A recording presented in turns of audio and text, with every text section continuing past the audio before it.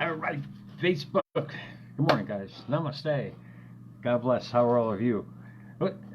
I'm feeling so weird today. Come on, break up, man. It's Saturday. I don't care if you're off. Come on, hang out with me for a little bit. Let's learn some stuff. First and foremost, I like to apologize to my ex. Yeah, Lisa, I am sorry. That's one of my first loves from when I was like 18 years old. I used to make fun of her.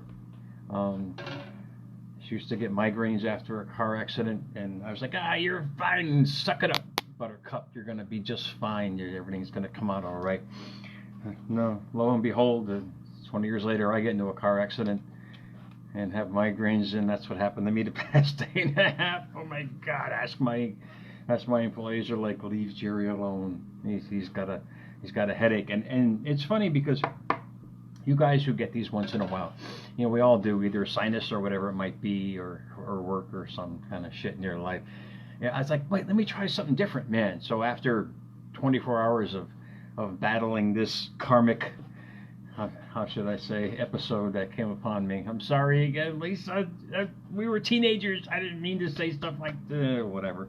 Anyway, I tried to move over the counter, and boom, just like that, it was gone. So I was back in the thick of things, man, and I got some stuff for you guys that I want to share, and hopefully you guys will join me today. So if I know I come on sporadically, so please follow me, Jerry Maldonado 2, as I get in the mode here. But I posted on one of my reels, man, from Dr. Joe Dispenza. He was such an influence. I know I promote Einstein and Neville Goddard on America's Mentor here, but Dr. Joe showed me the science part of transformation that's really cool, and I wanted to share with you guys today, and hopefully it helps you guys as I burp.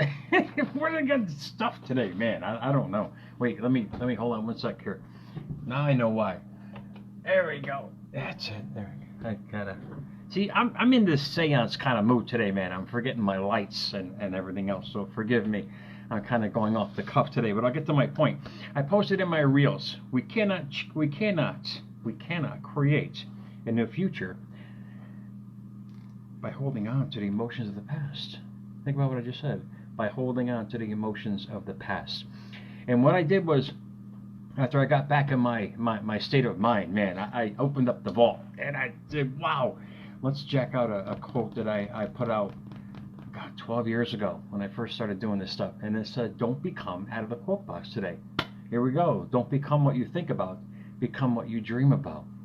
And Joe mentioned that wholeheartedly in that quote. What he said, we cannot create a new future by holding on to the emotions of the past. Emotions are the key.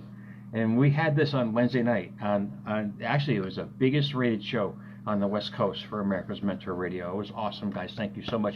And Kurt brought up a great point. Kurt was the host, and he runs the show there, and we go back and forth on this like kind of table talk banter that we do. He mentioned finding center.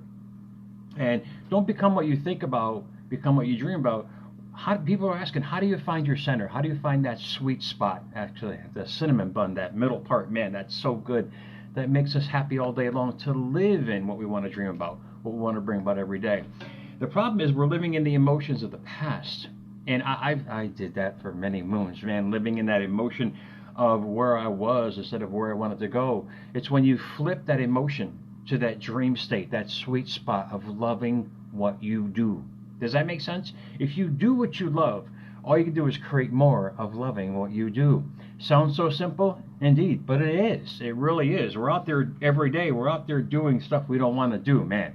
And I get it. Obligations and whatever is going on in our life that we want to do. But the problem is when you keep living in that emotion of not having what you want, you're not living in a sweet spot. You might be a happy person and this and that, but deep down in your heart, you're not really doing what you want. So when you follow your bliss, as I mentioned with Kurt on there, and you follow that sweet spot, whatever makes you happy, man, if you're praying to a watermelon makes you happy, that's great. That's your sweet spot, because life is going to wrap around that. It's going to mold around your happiness, your true happiness of self. Does that make sense? Like whatever I do every day here, in my reels and my words and my shows, I mean, that's the sweet spot I live in every day. I may not be doing it all the time or getting a migraine here or there, and that kind of kicks it off a little bit. But once you get back into that sweet spot, life is going to mold around that. It's going to create some amazing stuff, man. Emotion, a state of feeling. And if you can live in that state of feeling of what you want to have every day by following your bliss and whatever you do, it's really that simple. It's not hard, meatball. It's you just making a choice to live in your purpose, to live in your center. That's your heart. That's your heart saying, "Whew, we got you, man. We're going to make this work today." The problem is also, and I pulled this out of the Webster's thing here. It's called root. Yeah, man, that root, something that is the origin of source. Where'd all that hurt come from? A lot of us are living in that hurt, that source of where our lives evolve from. And a lot of people, I see that happen every day. But synonyms of root is bottom line, core, centerpiece, heart, and embed.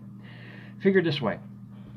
These little guys behind me, man, they were little guys at once, but now they're growing all up to the skylight. They're really they're growing because I kept feeding them root what it needed. Does that make sense? So if you keep feeding your root of what has happened to you with thought and emotion, you can never reach your sweet spot. If I stopped feeding these guys what they needed, they would die. You stop feeding your root cause of your situations in life and your feelings about what has happened to you in life, that's going to die as well. It's going to get put back into the vault, man. So all I do with these guys, I just feed them what they need, and they grow naturally.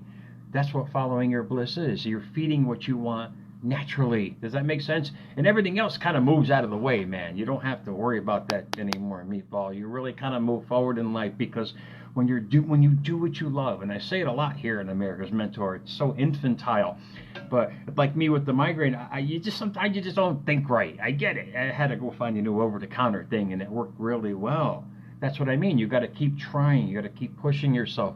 Don't become what you think about. What do you think about all day? Seriously, if you really jotted down your thoughts, the 60 or 70,000 thoughts, you'll realize where your life is going. You'll understand. But if you thought about what you dreamt about all day long, in other words, where you want your happy place, man, your center. If you thought about that all day long, as much as you can, you're going to create opportunities from that. And like I do every day, I work hard at what I do with America's Mentor in all facets. I got all these entities now, man. I got reels, this, that, and shows, and because I love what I do. If you can find that, man, you create more time for yourself. You don't even realize how long the day goes, man. It's an awesome spectacle to see because you're letting loose of the root that you kept feeding all your life.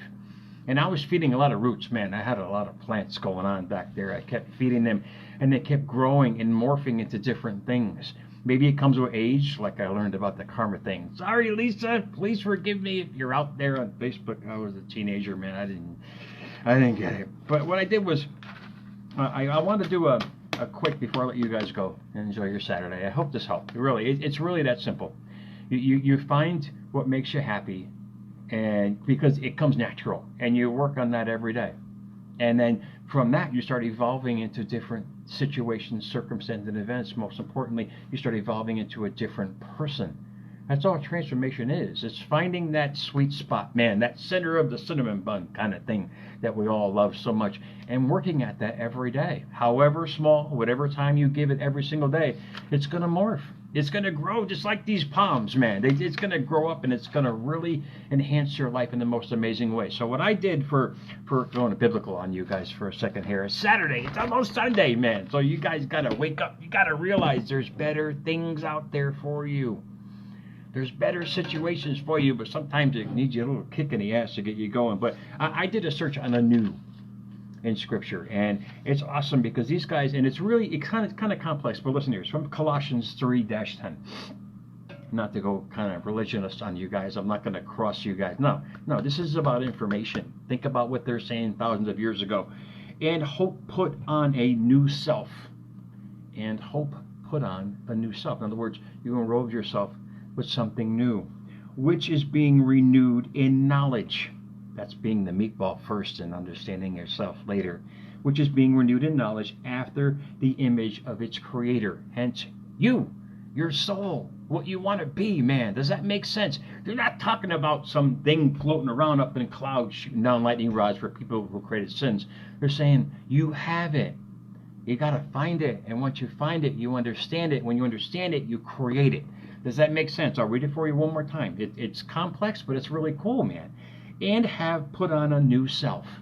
And have, meaning me. I put on this new self of who I want it to be, which is being renewed in knowledge. You learn about yourself. That's what transformation is. It's an evolving process after the image of its creator. Who's the creator? You, meatball. That's me, you, everybody out there, man. We're the creator of our lives.